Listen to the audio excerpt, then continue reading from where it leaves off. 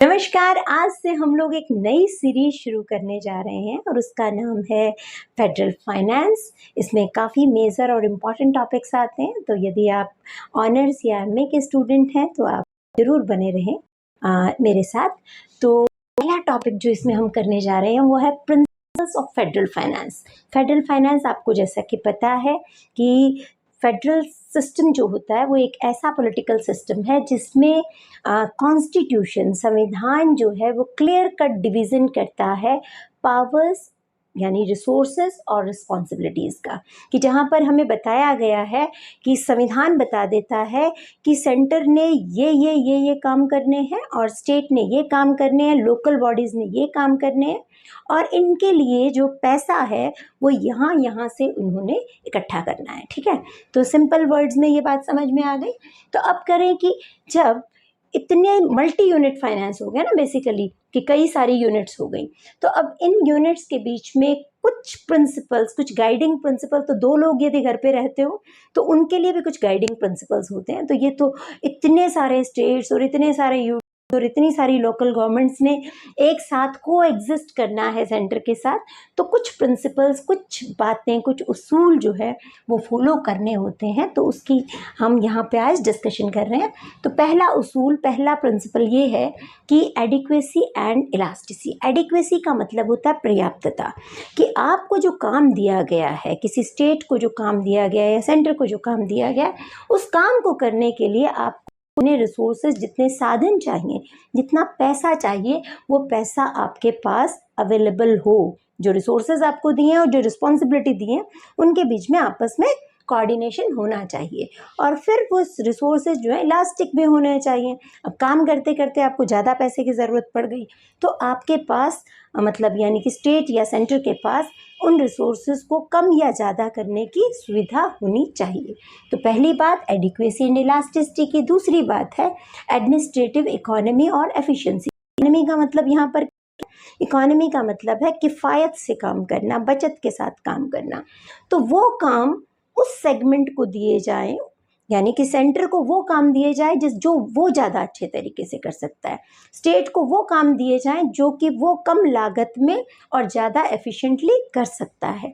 जैसे for example defence का काम है, तो वो डिफेंस तो चारों तरफ, चार कॉर्नर्स, जितने भी देश के कॉर्नर हैं उन सारे कॉर्नर्स पे डिफेंस चाहिए।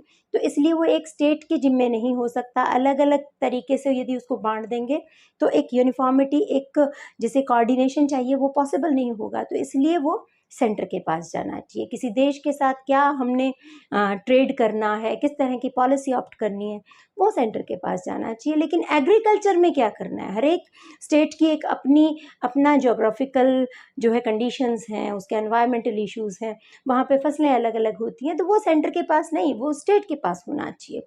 एजुकेशन है, तो कुछ कुछ चीज़ें जो हैं जिसके लिए जो सेट बैठता है वो वाला काम उसको असाइन किया जाना चाहिए। सिंपल है। यदि हम वैसे भी यदि काम को एलोकेट करते हैं तो इन बातों का ध्यान रखते ही हैं। तो ये सिंपल है कि ये इन चीज़ों का ध्यान रखना है। तीसरी बात आती है इक्विटी और यूनिफॉर्मिटी की, कि देखो देश तो एक ही है, तो उस एक देश में के नागरिकों के साथ, चाहे वो यूपी में रह रहा हो, पंजाब में रह रहा हो, झारखंड में रह रहा हो, तो उनके साथ सेम बिहेवियर होना चाहिए, सेम तरह के ऑलमोस्ट टैक्सेस लगने चाहिए, उसी तरह के बेनिफिट्स दिए जाने चाहिए।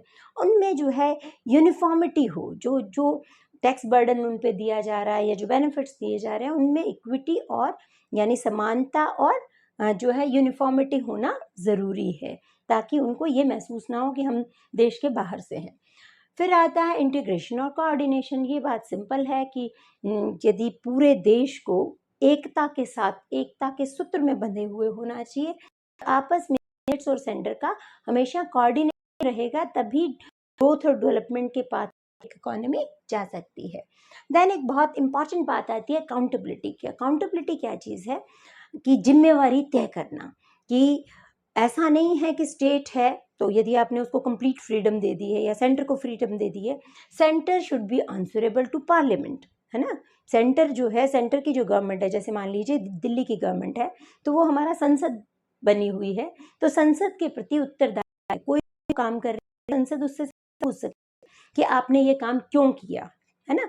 इसी तरीके से जो स्टेट गवर्नमेंट्स हैं वो विधान पालिका या लेजिस्लेचर जिसे कह देते हैं, विधायिका कह देते हैं, तो उसके प्रति आंसरेबल है, तो उनकी अकाउंटेबिलिटी ज़रूर फिक्स होनी चाहिए। ठीक, नेक्स्ट आता है कि फिजिकल एक्सेस एंड इंडिपेंडेंस होनी चाहिए, कि देखिए कि टाइम के साथ रिसोर्सेज जो हैं, नए नए रिसोर्सेज जो उनको एक कॉन्स्टिट्यूशन ने जो एक सीमा दी है, उस सीमा के अंदर वो नए नए जो है इनकम के सोर्सेज को, रेवेन्यू, नॉन टैक्स रेवेन्यू को जो है वो एक्सप्लोर कर सकें, इस तरह की फैसिलिटी होनी चाहिए। और साथ में उनको आज़ादी भी दी जानी चाहिए, जैसे जिसके लिए स्टेट जो है इंडिया में चिल्लाते हैं कि हमें आज़ादी चाहिए, ऑटोनॉमी चाहिए, तो वो ऑटोनॉमी भी होनी चाहिए कि वो अपनी पॉलिसीज़ या अपना काम अपने तरीके से कर सकें। ठीक है, फिर आता है अडेप्टेबिलिटी एंड फ्लैक्सिबिलिटी। ये भी बहुत ज़रूरी चीज़ें हैं एक्चुअली, ये कहीं पे भी लगा लीजिए, चाहे एक ह्यूमन की लाइफ में लगा लीजिए, एक परिवार या स्टेट सेकंड सेंटर स्टेट में लगा दीजिए, ये पॉइंट सारे के सारे उतने ही इम्पॉर्टेंट है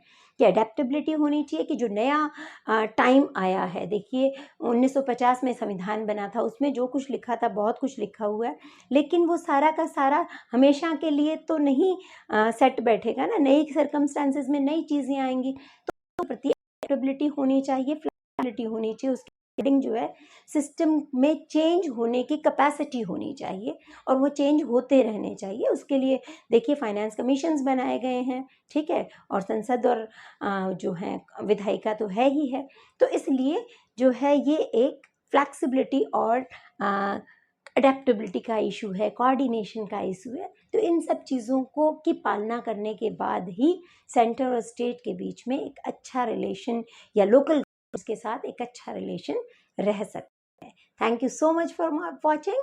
आप खुश रहें, सब्सक्राइब करें ना करें पर बहुत ध्यान से पढ़ें।